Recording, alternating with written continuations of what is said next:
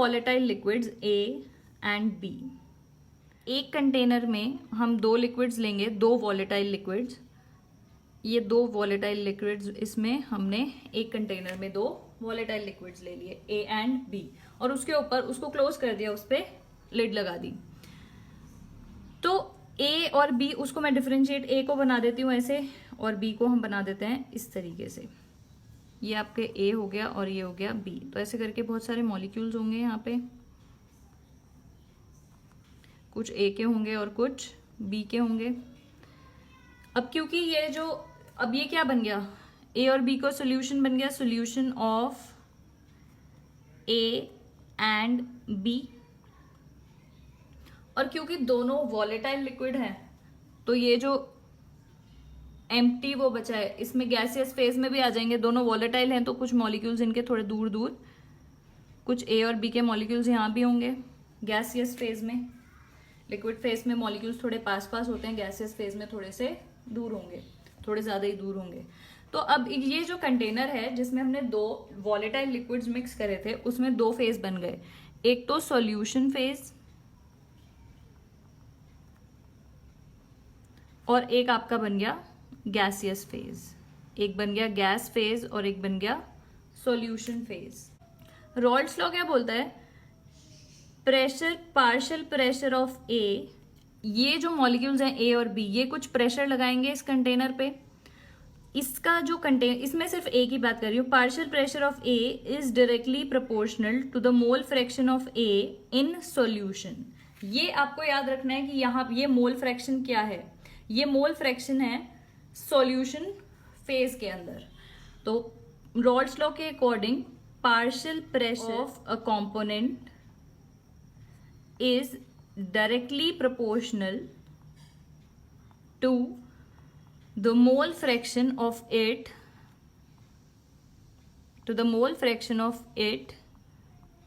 in solution phase। ये solution phase याद रखना जरूरी है, in solution phase। जब, और ऐसे सिमिलरली बी के लिए लिख सकते हैं P B is directly proportional to X B. जब वो प्रोपोर्शनैलिटी का साइन हटाते हैं तो आप क्या लगाते हैं, कांस्टेंट। यहाँ पे वो कांस्टेंट है पी ए नॉट। इस जो ये जीरो लगाते हैं ऊपर, इसको बोलते हैं नॉट, पी ए नॉट। इस पी ए नॉट का क्या मतलब है, ये क्या है, जब भी केमिस्ट्री में नॉट लगाते हैं वो दो जगह पे लगाते हैं। एक स्टैंडर्ड, जैसे कि आपने पढ़ा होगा इक्विलिब्रियम चैप्टर या थर्मोडायनामिक्स में, delta G not, delta H not, subscript पे ऐसे जीरो। तो यहाँ पे लगाते थे स्टैंडर्ड के लिए, standard Gibbs energy, standard enthalpy. यहाँ पे हम नॉट लगा रहे हैं प्योर कंपाउंड बताने के लिए, कि प्योर उसके लिए, वेपर प्रेशर के लिए। तो ये क्या हो गया, vapour pressure of pure component, यानी कि अगर सॉल्यूशन नहीं है, सिर्फ ए है, तो वो कितना प्रेशर लगा रहा होगा, वो हो गया P A naught, pure vapour pressure of pure component A. Similarly P B के लिए लिख सकते हैं P B is equal to P B not x B.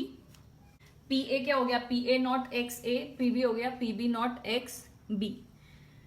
According to Dalton's law of partial pressure, the total pressure P total अगर मैं निकालूं तो P total, बहुत सिंपल सा डाल्टन्स लॉ का पार्शियल प्रेशर का लॉ है कि जो टोटल प्रेशर है वो क्या होता है, sum of pressure, partial pressure of A and B, दो कंपोनेंट्स अगर हैं तो P A plus P B.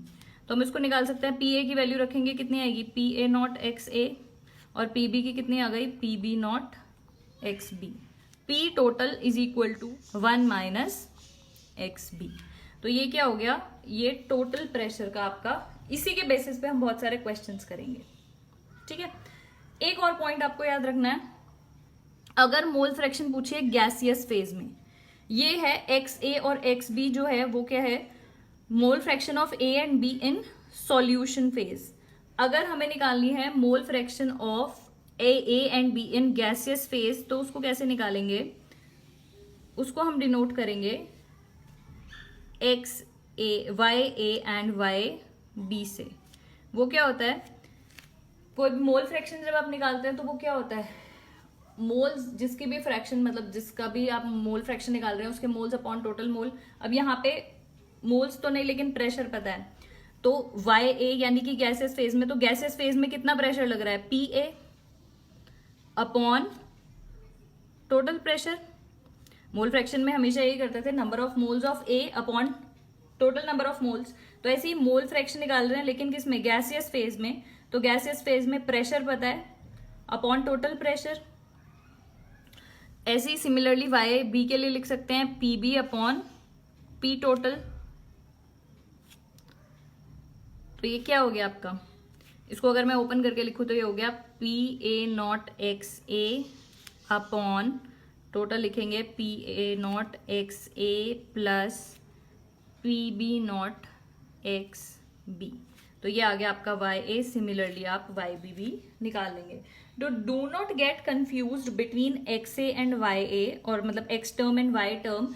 X is the mole fraction of A in solution phase and YA and YB are the mole fractions of A and B in gaseous phase।